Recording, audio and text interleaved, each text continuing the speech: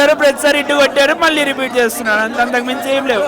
Star dancing, వాళ్ళ dialogue complete family movie అండి, అందరూ వాచ్ చేయొచ్చు. చాలా బాగుంది,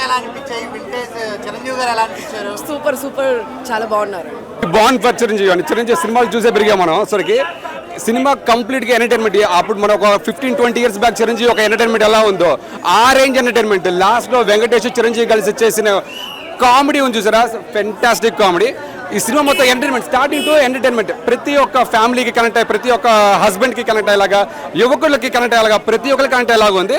ఇట్స్ కంప్లీట్ పండక్కి అల్టిమేట్ సినిమా ఇది. మిగతా సినిమా ఎలా ఉంటుంది కానీ ఇది మాత్రం clear winner for the Telugu movie.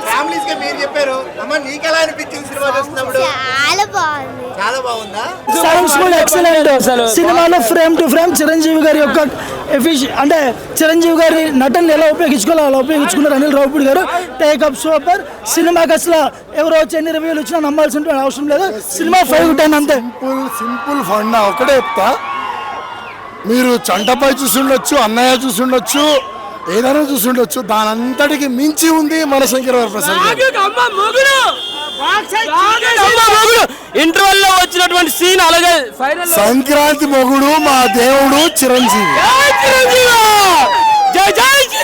Super అన్నారు మూవీ, అసలు ఎక్సలెంట్ ఉంది. అనిల్ రావిపూడి గారు టేకింగ్, అలాగే బాస్ గ్రేస్ ని ఎవరు క్యాచ్ చేయలేరు. అసలు ఆయన ఏజ్ కి, ఆయన వేసిన స్టెప్స్ కి ఇప్పుడున్న యూత్ లో కూడా ఎవరు పనికిరారండి.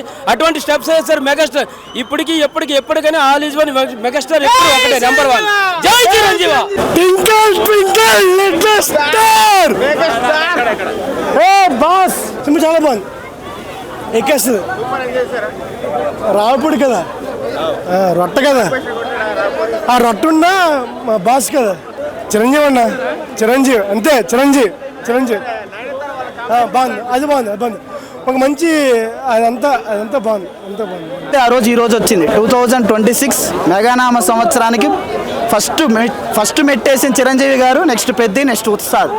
Cinema A to Z starting నుంచి ఎండింగ్ వరకు అనిల్ రావిపూడి గారు చెప్పినట్టు హేటర్స్ కూడా ఫిదా అయిపోయి పెర్ఫార్మెన్స్ చిరంజీవి నుంచి. ఇది ఎప్పుడో చూసాం, మళ్ళీ చాలా కాలం తర్వాత ఒక మిస్టేక్ ఒక దగ్గర దొరకకుండా కూడా చూసాం.